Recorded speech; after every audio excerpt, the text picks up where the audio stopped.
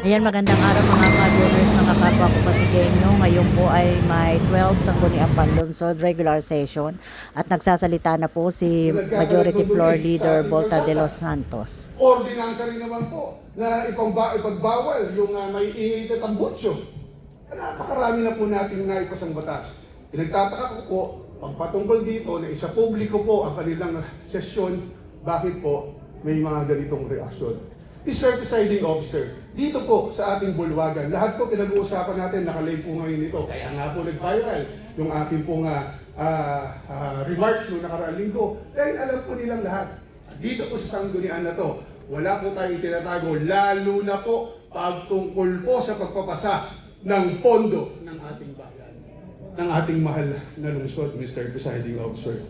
Kaya muli po, no, patuloy natin, hihikayatin sila na isa publiko po ang kanilang mga sesyon, lalo na po kung ang pag-uusapan po ay tungkol po sa pondo ng kanilang mga barangay. Again, sabi ko nga, nakapagbiro ako. English kasi yung sinabi ko, encouraging. Sa Tagalog po, hinihikayat. Ibig sabihin po, napakaganda nga, no? May mga matatapang na akong kaibigan ng mga kapitan na nakausap after ito. Sabi nila, kami, isa sa publiko at isinasa publiko namin dahil wala silang itinatago. Mr. Presiding Officer, hindi po natin nilalahat dahil marami rin po talaga akong makakilala rin ng mga opisyalis ng barangay at opisyalis din ng lungsod at opisyalis din sa nating nasyonal na mga matitino. At isa po ito, tinutulungan po natin silang lahat para masabi na ng kanilang mga kabarangay at masabi ng ating mga kababayan sa ating lungsod ng Pasig na meron po tayong mga matitino at mga tapat na mga opisyalis o mga luklok na opisyalis. Sa totoo nga po, dapat pagpasalamatan pa nila ang konsehong ito. Dahil dito po sa ating pong isusulong, talagang mapapatunayan na itong ating lungsod, transparent po dito. Nitong kahapon lamang po, kung di ako nagkakamali, kahapon nga ba yun na Consel Pau? No, kanina binanggit din sa flag ceremony ng ating mahal na mayor, no, na nagkaroon po ng public consultant. Pero nyo, gagawin pa lang po yung building, kinonsulta na po ang taong bayan.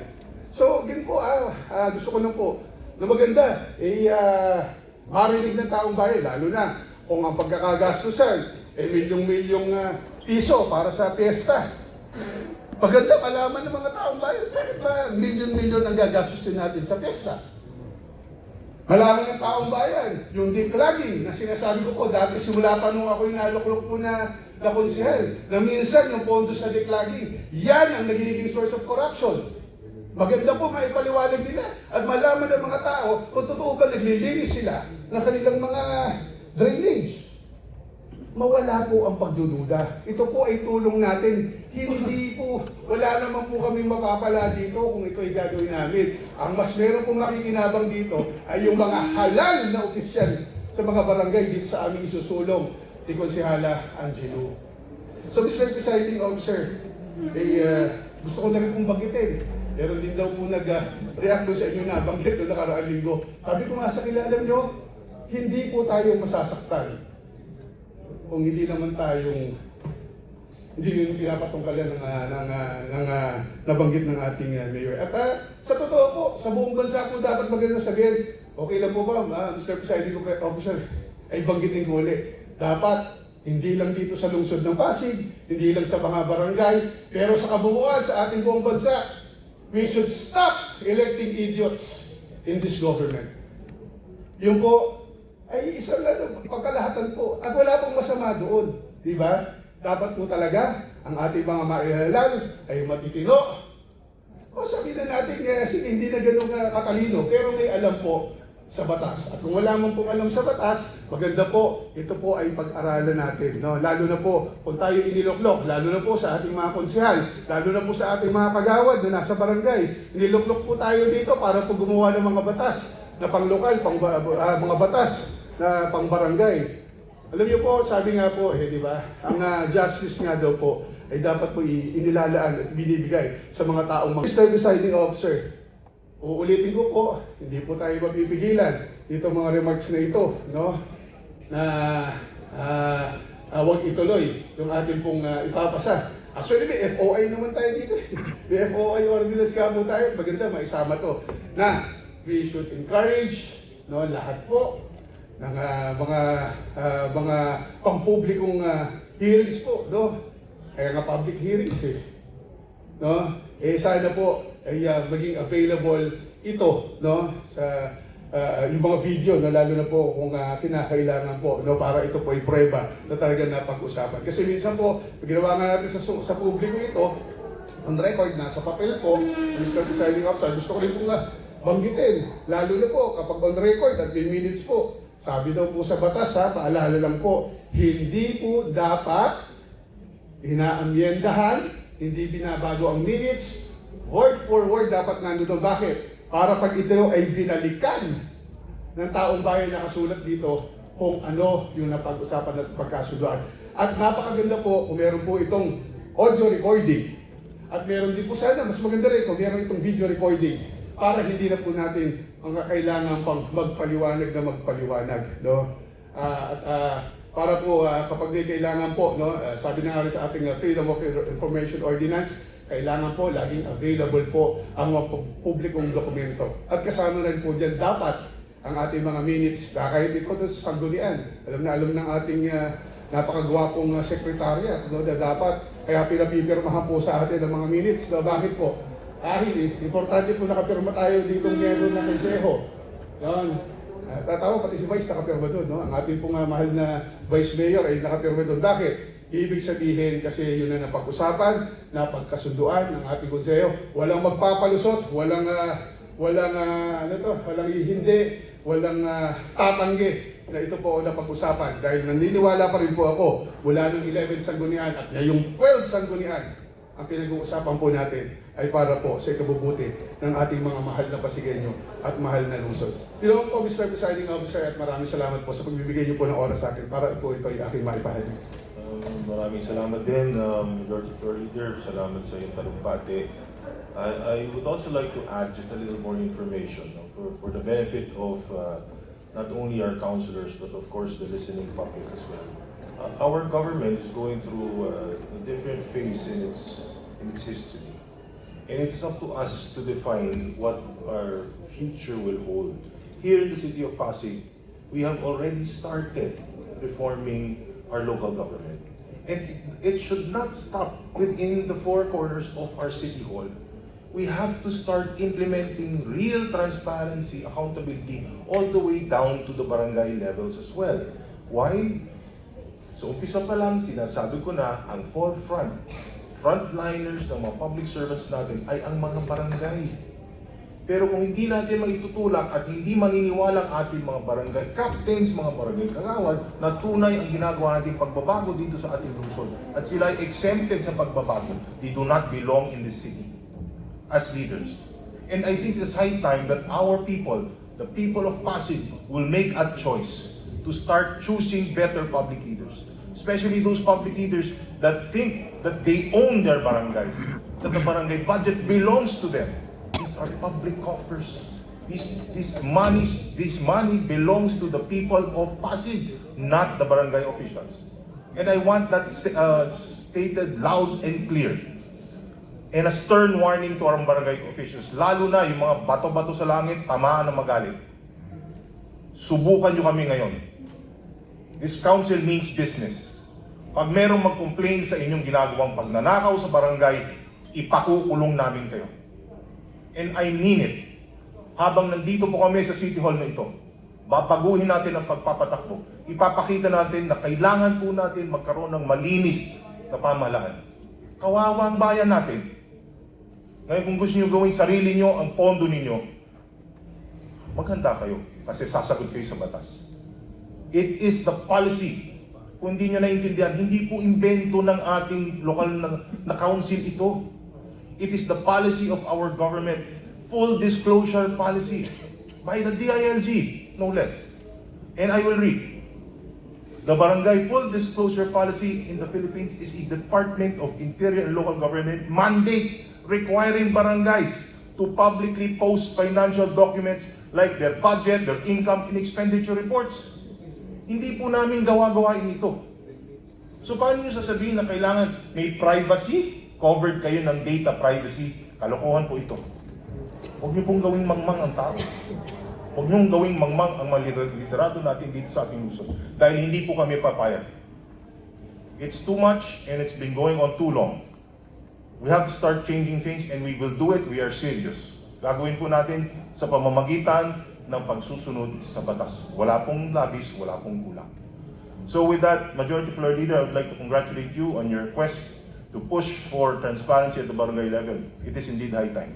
Thank you, Mr. Presiding Officer. At lalong lumalakas sa loob ko, Mr. Presiding Officer, pag suportado po ninyo ito at ng buong council. Although hindi nakasama dun sa aking speech, medyo natangay ako alam niyo po, nakakapagtaka, may mga nagtatanggol pa sa social media. Hindi ko maintindihan. Pero nung tinignan ko naman, Mr. Presiding Officer, magiging matapang na rin ako. Yung mga nagtatanggol, alam mong kakampi rin talaga ng mga korap At yung nagtatanggol po, pag nakita nyo, may mga kaso, mga nakulong pa dati.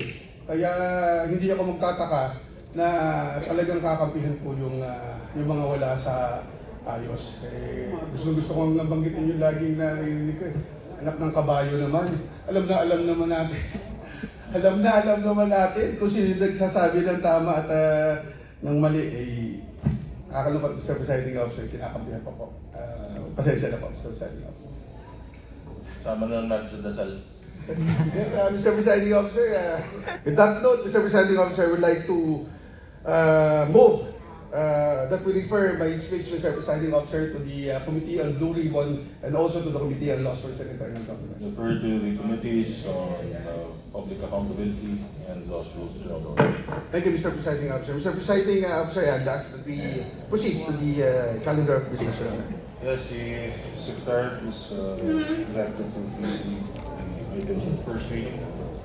Proposed resolution number 108-2025, a resolution adopting the supplemental annual investment program of the City Government of Pasig for fiscal year 2025 in the amount of 137,554,034.70 centavos Philippine pesos, covering various expenditures for the operation of the City Government of Pasig and for other purposes. Mr. Presiding Officer, I'd like to refer the proposed resolution sponsored by Councilor Marong Martinez to the Committee on Appropriation, Ways and Means. Committee on Appropriations.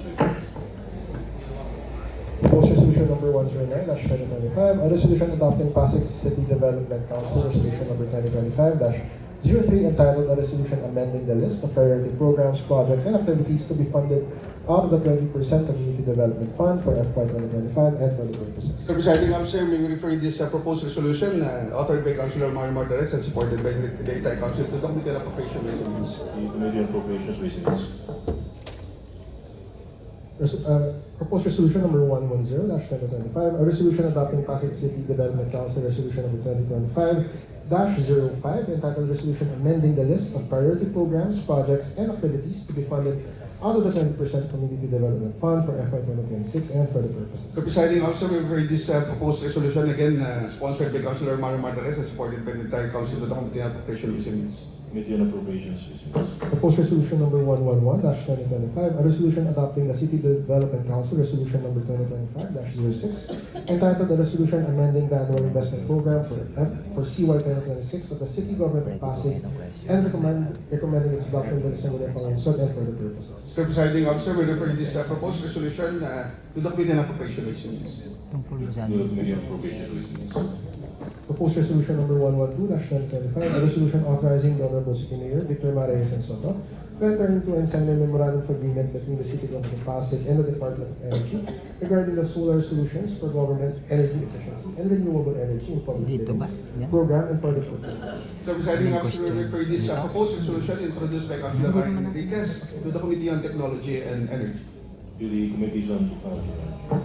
Proposed resolution number 113-2025, a resolution authorizing the Honorable City Mayor Victor Marayes and Soto to grant financial assistance in the amount of 32,238 pesos and 72 centavos to Mara Jane B. Reyes to defray the cost of her participation in the Barcelona Conference on Education on September 30, 2025 to October 4, 2025 and for the purposes.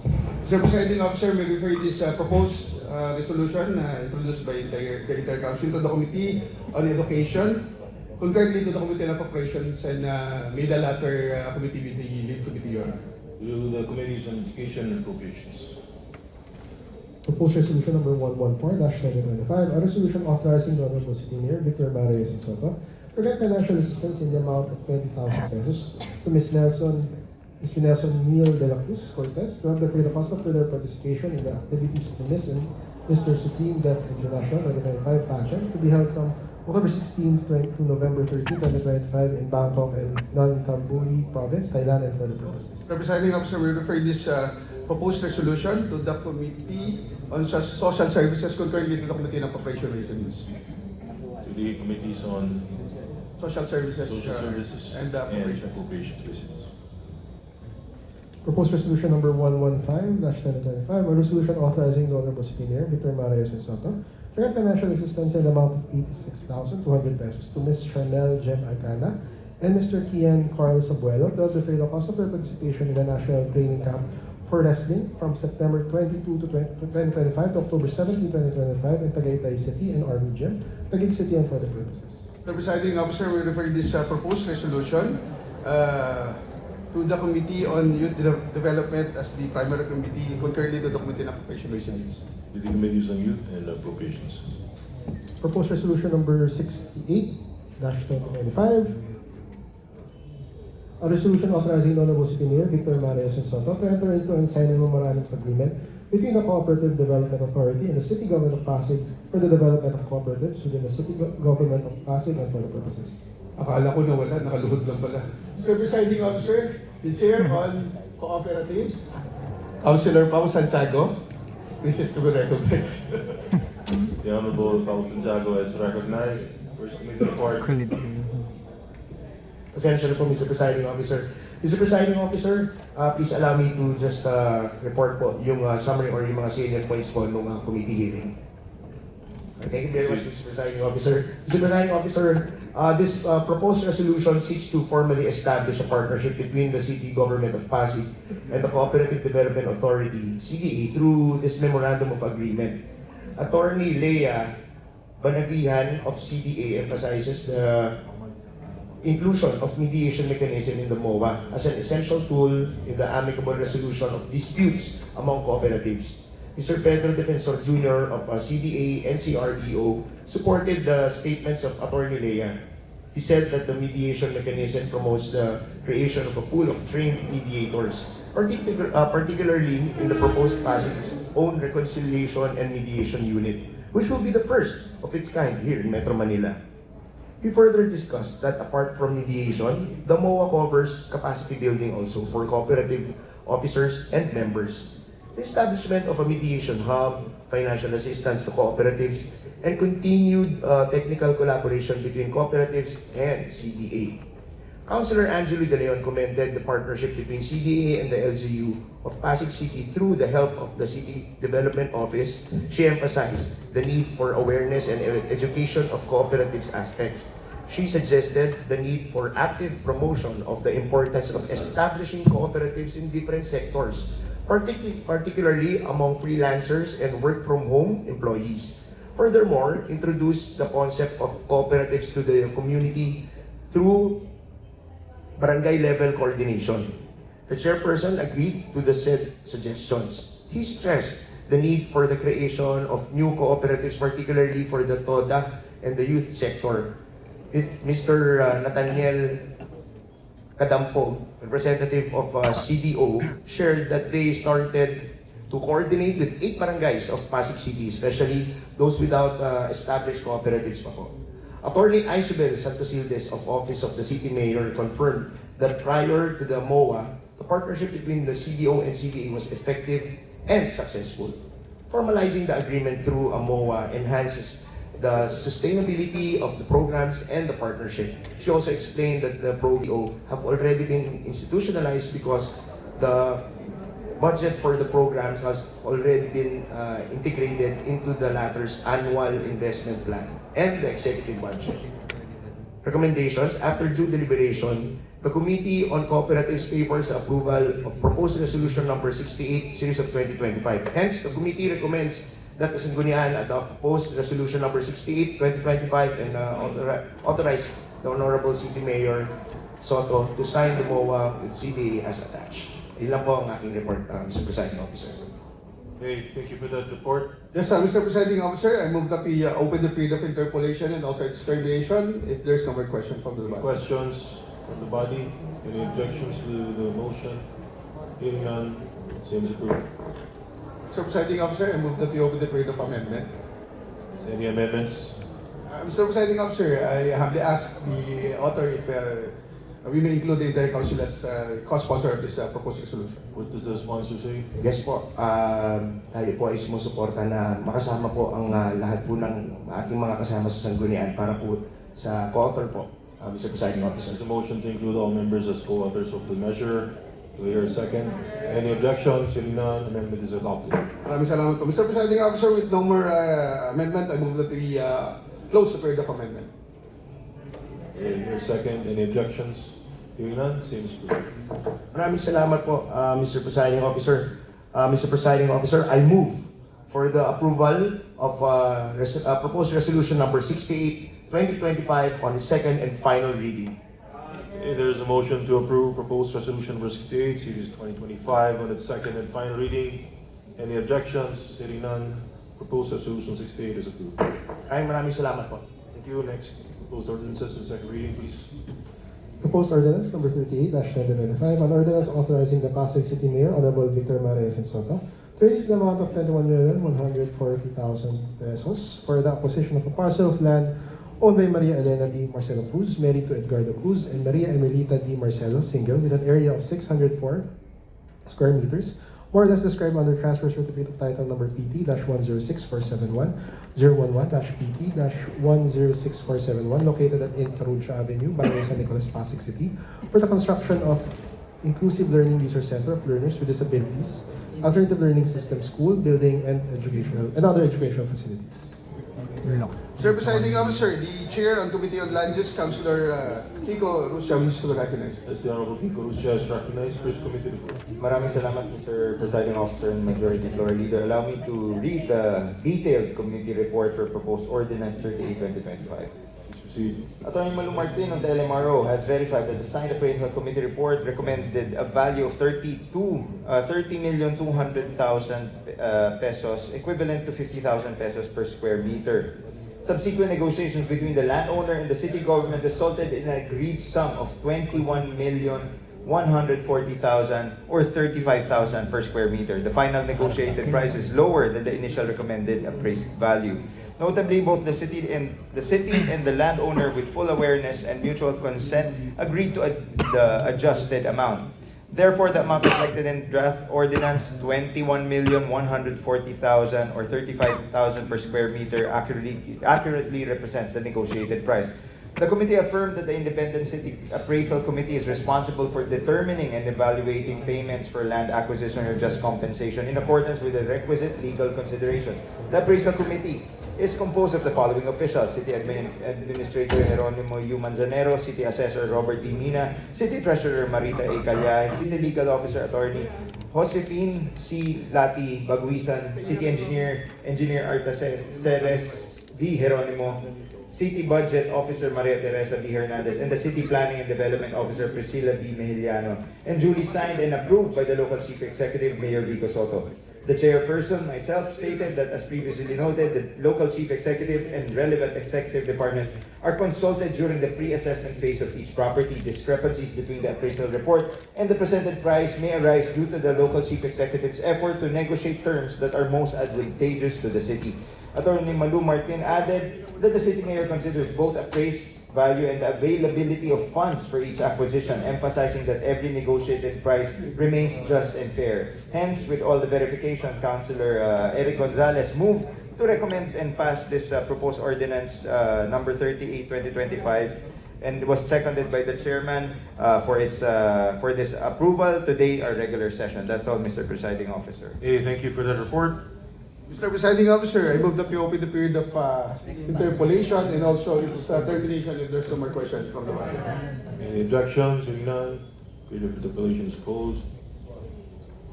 Mr. Presiding Officer, I move that we open the period of amendment and also its termination if there's no more amendment or proposal from the body. No amendments? Any objections? Hearing none, period of amendment is closed. Maraming salamat po, Mr. Presiding Officer, and marami din naman po naklaro na during the committee hearing na dinaluhan po ng karamihan sa ating mga kasamahan dito. With that, I humbly ask this body to approve on second reading ordinance number 38, 2025. Motion to approve proposed ordinance number 38, 2025 on its second reading. Any objections? Hearing none, seems approved. Salamat po. Next. Proposed ordinance number 39-2025, an ordinance authorizing the Pasig City Mayor, Honorable Victor Manuel Soto, to release the amount of 24,060,000 an area of 1,094 square meters, more or less registered in the name of Susana Cuevas and Ignacia Cuevas to be used for the city's socialized housing program located at El Pasco Street, Riverside Subdivision, Artigas Avenue, Barangay Bagong Ilog, Pasig City, subject to applicable laws and auditing rules and procedures. Councilor Rafi Coruscant wishes to be recognized again, Your Honor. The Honorable Kiko Lucia is recognized. Maraming salamat po ulit, Mr. Presiding Officer and Majority Floor Leader. Again, allow me to read the detailed committee report for proposed ordinance 39, 2025. Please proceed.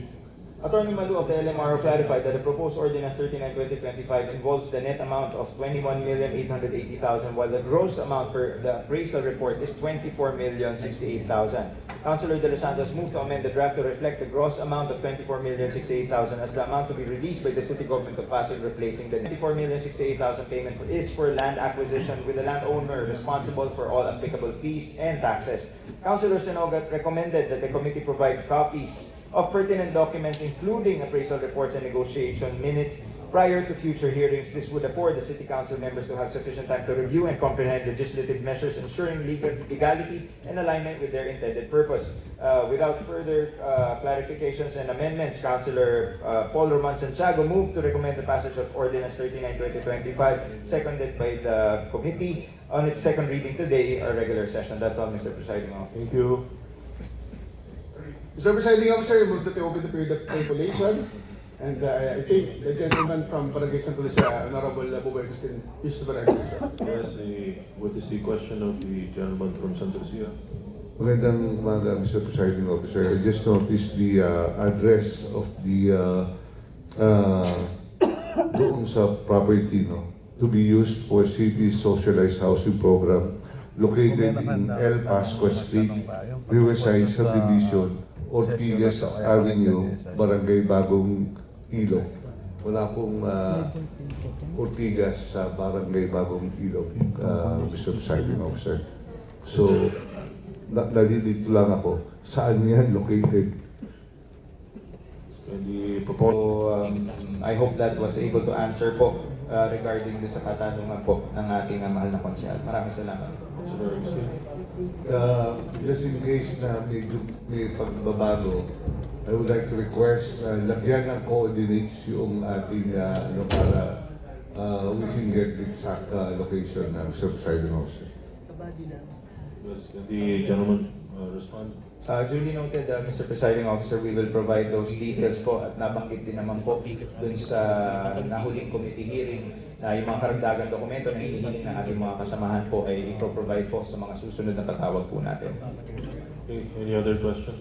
Yun lang po, hindi ko ako nag-oppose dyan sa gusto ko lang maging maayos yung ating address at yung location talaga nung ating binibiling property. Yun lang po, Mr. Presiding Officer, thank you po. Yes, thank you. Mr. Presiding Officer, can I ask for 1 minute suspension? So session suspended. Interpolation ko lang naman po. Later on na lang po sa period of amendment, we will make a motion na lang, Mr. Presiding Officer. Thank you. Thank you. With no more, Mr. President, with no more questions, I move that we close the period of interpolation. Any objections? Hearing none, period of interpolation is closed. Yes, thank you, Mr. Presiding Officer. I move that we open the period of amendment. Okay, what are the amendments? Yes, Mr. Presiding Officer, as recommended by the body, Mr. Presiding Officer, we would like to make first, we would like to move for amendment on the title, Mr. Presiding Officer, and may we include the words as stated in the tax declaration number, Mr. Tama, correct, tax declaration number, after the address, Mr. Presiding, after the located in El Pasco Street, Riverside Subdivision, Ortigas Avenue, Barangay Bagong Ilog, and we put as stated in the tax declaration number, Mr. Presiding Officer. Number? Ano ba? Please read the number. Tax declaration number E-002-01165. Again, E-002-01165, Mr. Presiding. So I move, Mr. Presiding Officer. Is the proponent accept? Yes, Mr. Presiding Officer, for clarity po and to avoid future confusion regarding dito po, the chairperson accepts po yung amendment po. Okay, so there's a motion, duly seconded. Any objections? Hearing none, the amendment is accepted.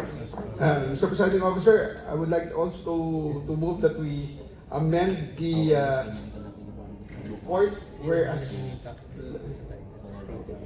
No. The third whereas clause, Mr. Presiding Officer, ganun rin po, maybe include the words as stated in the tax declaration number E-002-00165. So I move, Mr. Presiding Officer. Does the proponent accept? Yes, Mr. Presiding Officer, para po sa karagdagang clarification din po at sa avoid future confusion, tinatanggap po ng committee chair. There's a motion, duly seconded. Any objections? Hearing none, amendment is accepted. Thank you. Last, Mr. Presiding Officer, also on the on section 1, Mr. Presiding Officer, may we also include the words that I mentioned, Mr. Presiding Officer, the words as stated in the tax declaration number E-002-01165, Mr. Presiding Officer. So I move, Mr. Presiding Officer. Okay, there's a motion. Tinatanggap po ng ang committee chair po ang amendment ngayon. Maraming Motion, salamat. is there a second? Any objections? Hearing none, motion is accepted. Thank you, Mr. Presiding Officer. With number proposal, Mr. Presiding Officer, I move that we close the period of amendment, Your Honor. Any objections? Hearing none, period of amendment is closed. Maraming salamat po, Mr. Presiding Officer, Majority Floor Leader. Salamat din po sa mga kasamahan natin dito para po sa pagbibigay karagdagang linaw dito sa ordinansa to.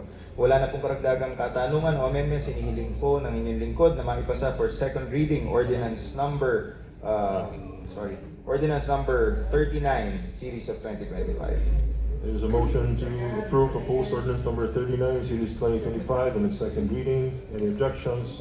Hearing none, same as approved.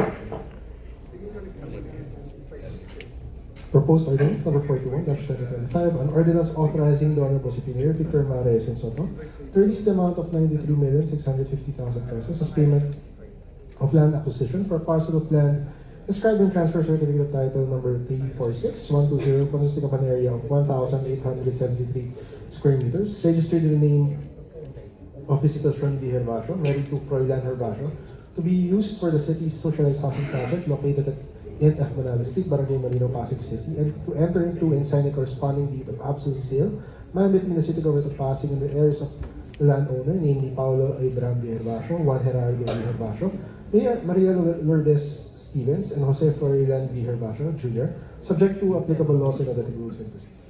Sir Lord Kiko Rustia wishes to be recognized again, Your Honor. As your own Kiko Rustia is recognized again. Maraming salamat po ulit, Mr. Presiding Officer. Allow me to read the detailed committee report for Proposed Ordinance 41-2025. Kindly proceed.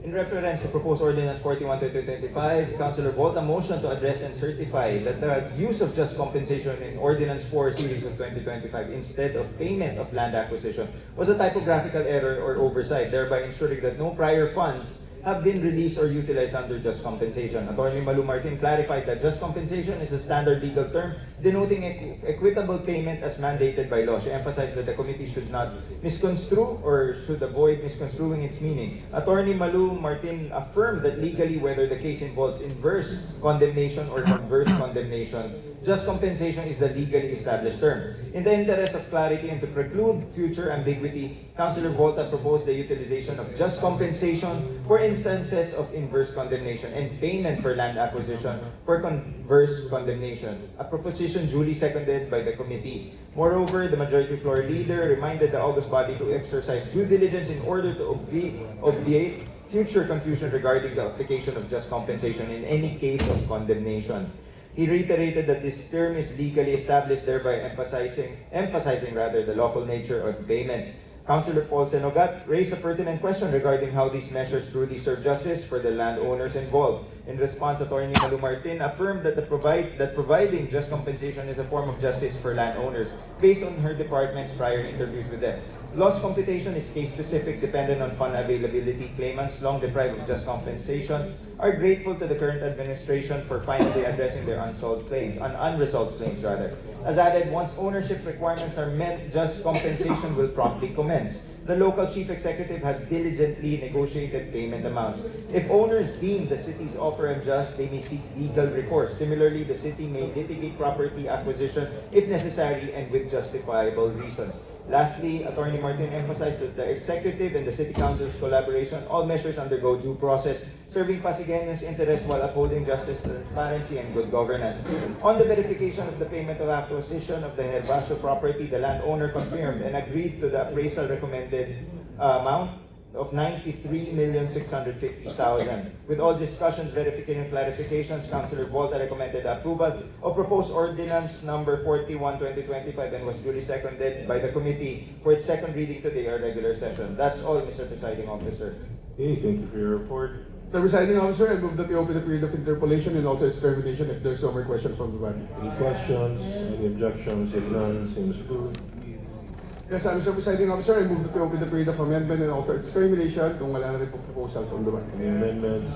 Any objections? If none, same is approved. Maraming salamat po. With no further questions or amendments, I humbly ask this body to approve on second reading ordinance number 41/2025. Okay, there's a motion to approve proposed ordinance number 41, series 2025, duly seconded. Any objections? Hearing none, ordinance 41 is approved in second reading. Salamat po. Next, please. Proposed ordinance number 2-2025, an ordinance rationalizing the Pasig City Public Employment Service Office into Department of Public Employment Service with parenthetical name Pasig Peso, providing for its revised organizational structure, functions, and staffing pattern, appropriating funds therefore and for other purposes. Yes, Mr. Presiding Officer, may I proceed po. Please proceed. Thank you, Mr. Presiding Officer. Ito pong proposed ordinance number 2, series of 2025, katulad po na akin nabanggit, ay nagmula po ito sa proposal noong 11 Sanggunian at kung makita nga po natin, it was first referred to the committee last July 7, 2025 sa bagong Sanggunian. Pero ito po ay noong nakaraang taon pa. At masusi po na talagang bilalangkas at tinignan po ng komite kung kompleto na po ang pag-rationalize ng peso. At nakita po namin na talagang ito po yung makakatulong para po sa makadagdag ng empleyo po sa ating syudad. Kaya nais ko po pasalamatan ng buong miyembro ng Konseho na sumuporta dito sa proposed ordinance number 2 series 2025 para po maging isang departamento na po ang PESO o ngayon po yung kinikilala natin, Department of Public Employment Service. Yun na po, Mr. Presiding Officer. So I move for the approval of this proposed ordinance on third and final reading, Your Honor. Okay, there's a motion to approve proposed ordinance number 2, series 2025 on its third and final reading. Those in favor, please say aye. Aye. Those against, say nay. The ayes have it. Proposed ordinance number 2, series 2025 is hereby approved on third and final reading. Maraming salamat po ulit at hiramin ko ulit yung sinasabi ni Consigliere Angelo, mabubuti kayong tao. Mr. Presiding Officer, may I read yung nag-iisa pong item under other matters, Your Honor. Yes, please proceed. Yes, Mr. Presiding Officer. CY 2025 Supplemental Budget Number 1 of Barangay Bagong Ilog, Bagong Katipunan rather, with the amount of 1,428,307 pesos and 49 centavos. And we refer this to the Committee on Barangay Affairs, concurrently to the Committee on Appropriation, Ways and Means, and may the latter committee be the lead committee, Your Honor. Refer to the committees on Barangay Affairs and Appropriations, Ways and Means. Thank you. At yun na po ang uli nating item, Sir Presiding Officer, sa ating agenda. At gusto lang ko lang din pong paalam na nataon lang din no, sa ating pong speech kanina. Na pagkatapos po nitong ating pong session po ay nakaschedule na po ang ating Blue Ribbon Committee hearing. At Mr. Presiding Officer, isa pa po, pagkatapos po ng ating session, Mr. Presiding Officer, minabuti po ng ating pong pag-success. Before that, we will also convene as a quasi-judicial body to pass our IRP. Yes, thank you, Mr. Presiding Officer. At tayo na po, Mr. Presiding Officer, I move for the adjournment of today's regular session, Your Honor. There's a motion to adjourn the regular session for today. Any objections? Hearing none, session is adjourned.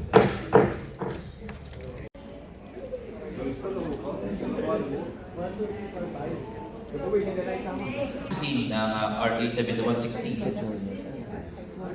Section 16 ng 7116 na meron po silang sariling otonomiya. So, ano po yung magiging sagot po ng konsero? Yes, number one is Wait lang po, para lang po maganda po tayo ha. Dahil total naman po, gagawin na po Tatayo natin. nyo lang. Itatama na lang po natin. Dito po kayo sa kabilang side. Ang mga konsehal na lang po yung Yes. Ba't ko ba naisip? Pwede mo makulitin para mas okay. Wala sa IELTS passing po. Sila. Mon. Hello. Hello po. So, tarong lang po ulit, may ilang mga clarifications po ang umahan na sinasabi nila kailangan ng gusto at kanilang internal affairs. So, ayon po sa Section 16, iniisip po nila na Section 16 RA 7116 may mga government na meron po silang sariling autonomiya at hindi pwede makimasok ang pamahalang panungusto sa kanilang panungusto sa kanilang session. Yes, exactly po yan. Yung kailangan nila ang local government code. And it is not contradicting to dun sa sinasabi niyo po, sa Section 60. Sinasabi po doon that all sessions should be made public. Nandun na naman po yun, malinaw naman po yun. At hindi po natin pinanghihimasukan. Ang ginagawa po natin, number one po, kailangan po meron pong batas. No? At tayo po, lagi po, sana maintindihan po natin, ang mga ordinansa po at resolution ay special po in nature. So meaning, kapag tayo po ay wala pa natin kahit pumunta sa lahat ng mga resolusyon at ordinansa na natin ipinapasa, kaya po natin ito pinapasa para po ito ay maging legal. So again, ang resolution po ay papasa po namin ay encouraging. Alam niyo po, kahit dito po sa konseho, hindi naman natin po siyempre papakilaman din po ang trabaho ng ating congressman at ng mga senador. But always remember po ang lokal na pamahalaan. You can always pass an ordinance or resolution encouraging yung lahat po ng nasa items. For example po, napakaganda po. Magbibigay po ng example, no? Although ito ay maganda rin naman po ating proposal na gawin po isa publiko po ang mga session. Kasi wala lang po dapat talaga yung tinatago eh. Actually, nakakatulong po nila. Number one po, lagi po dapat nakakatulong po sa publiko ang ipapasa natin. At number po, makakatulong po para sa lahat. Tandaan po natin, for example po, meron po tayong na inilit po natin, no? Although, magaganda gagawa ko ng sabi ko rin sa maganda pong ating pong pinasana na encourage po yung ating pong bunihing congressman. Sample po ito, no? Na tayo po ay in-encourage po natin na sana po ay magkaroon po dito sa Pasig City ng releasing ng new driver's license. Pero yun po, nanggaling po nito. Kasi sabi po, kailangan po, ang magpasa nito ay ang Kongreso. Diba? Kapag pupunta sa Senado. Pero nanggaling po, proposal, siyempre saan? Sa lokal na pamahalaan. Ganon din po, o ipapasa po natin din at encouraging po sa ating po mga barangay officials, magagaling din po dito. At alam niyo po, maganda po talaga, alam po rin naman po, no? Marami din naman po ang ating mga barangay officials at nagnanais na balang araw maging consultant din. Yung po ang trabaho po natin. Gumawa po ng batas, ordinansa, o mga resolution yan, para po sa ikagaganda po nila. Again, encouraging, sa Tagalog po, hinihikaya. Ayun po, kung ayaw naman po nila, igagalang po nila natin ito, no? Hindi lang po nasusunod yung resolution. Pero again, ulitin ko po, wala pong masama doon sa isang publiko po. No, lalo na po pagtungkol po sa pondo. I'm sure, lahat po ng ating 13 barangay mag-a-agree dito, na barangay chairperson, na dapat po alam ng mga kanilang mga kabarangay kung saan po napupunta ang kanilang pondo. Sigurado po po, 100% wala po kontra dyan dahil siyempre, kaya sila inihalal dahil sila representative po ng kanilang mga kabarangay. Sigurado po, baka hindi lang po nila iniintindihan na para po siya kung nila. Wala na pong tanong, lagi tanong dyan, bakit ganito malaki ang ginastos? Yung FA, maganda pag alam mo, pag naka-live po at alam ng general public, kasi nagpo-question sila, nagbigay pa na ng 5 million na FA ang CP sa barangay, bakit hindi namin nakikita? Pero kapag nakalive po, pwede po nilang balikan at makikita na ipinasapalay po sa barangay kung ano yung mga paggagamitan ng mga pondo. Again po, ang ating pong maganda ang ating appropriation na Che, mamaya makitanong nyo rin po, no? Yung ating appropriation Che po, linggo-linggo halos nasa barangay para po madinig, nakalive ka rin no? Nakalive din po yun para marinig po kung saan po na pupunta ang mga pondo. So again, magiging debatable po. No? Mag-iba po kasi yung sinasabi po doon sa sinasabi sa local government, kung patawal po sa autonomiya, hindi nyo sa police power po, meron po sariling sinasabi sa local government po. Pero in general po, ang lahat po ng public hearings po should be made public. Nasa local government po din po yan. Pwede po nyo check. Thank you. Okay, next question galing sa mula kay ka-joiners si Ma'am Connie. Ako din.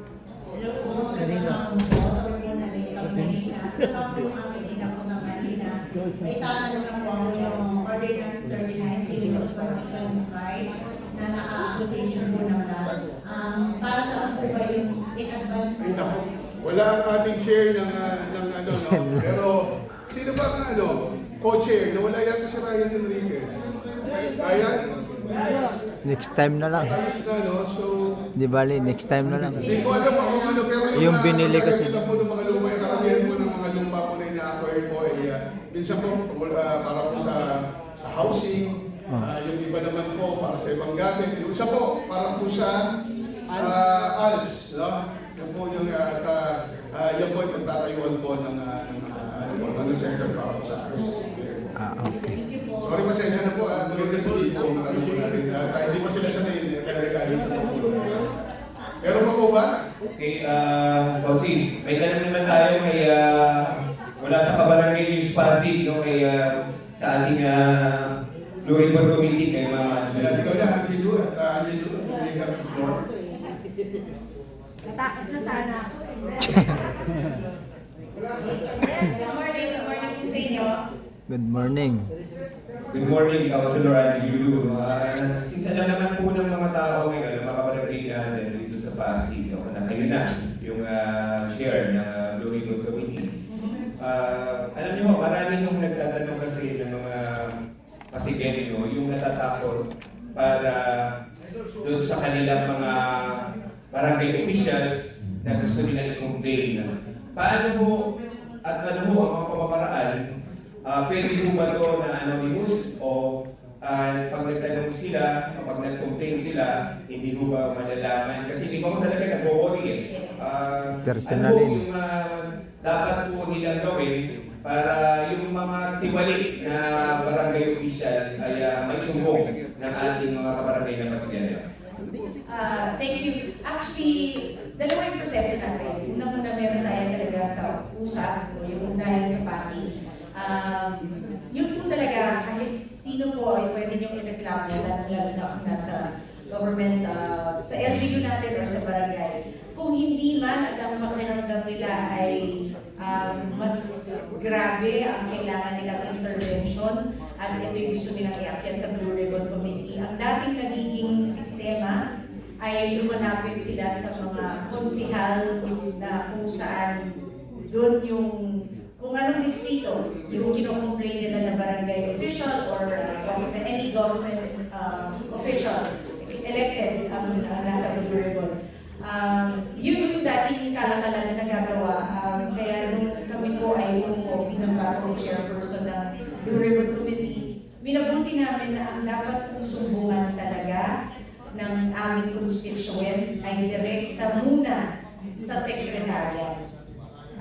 Ito po ang tamang proseso ng pagko-complain patungkol sa pagko-complain sa Blue Ribbon Committee. Ang sekretariat po ang magkakalam ng mga reklamo, ebidensya, at sila po ang magpapasa sa Blue Ribbon Committee. While hindi rin naman po namin, dahil siguro hindi rin maiiwasan dahil sure marami rin makapagtanong kung sino ba talaga yung sekretariat, saan ba sila pupunta, or mas gusto nila na confidential confidential. Sabihin na muna natin, confidential muna ang kanilang pagsusumbungan. Hindi namin ini-encourage, pero pwede yung tanggapin ng Blue Ribbon Committee kung manggagaling ito sa sino mang konsehal na gusto nilang lapitan. Pero again, bilang committee chairperson, ang gusto namin sana ng proseso ay ang pagsusumbong sa Blue Ribbon Committee ay dadaan muna sa secretary. Okay. Sana po malinaw. Maraming salamat po, Councilor. Po, Ayun. Okay lang po ba, next question sana, about dun sa napag-usapan kanina sa Barangay Councilor. So, appropriate po ba na banggitin niya yun dito? Okay lang po ba? Alam mo ba, recommendation pa lang o yun ako ay implement na? Yung ginawa ko natin kanina, ito po ay muna ay pagbibigay sa quasi-judicial body ng committee report at ang kanyang recommendation. Ang Blue Ribbon po ay hindi maghahatol o magpapataw ng kahit na anong disposisyon. Ito po ay isasubmit sa quasi-judicial at ang quasi-judicial po ang magbibigay ng karapatang disposisyon kung anong nararapat para sa kaso yun. So kanina, it was just the acceptance of the committee report that was held during yung Blue Ribbon Committee namin. So yun pa lang po yung first step kasi ayaw ko namin din sabihin na pagkatapos po mag-hearing, biglang may recommendation tapos implementation. Ang gusto natin dumaan sa due process and ang next na process according to our quasi-judicial is pagkatapos ng recommendation ng committee, ito ay paparating namin sa complainant at saka sa respondent. At pagkatapos ng hihingan kung meron silang masasabi. Kung wala naman po, ay ibabalik ito sa quasi-judicial at doon na po namin debatihan kung ang tamang suspension ba ay enough or kailangan itong nagdala. Thank you, Councilor. Any question? Ano po? So, thank you. Maraming salamat po kasi first time lang pero next time po, prepare po mga media natin, local media natin dito. Yes, thank you. Ako masyadong prepared para pero pwede na natin yung Akala ko makakaligtas na ako. After session.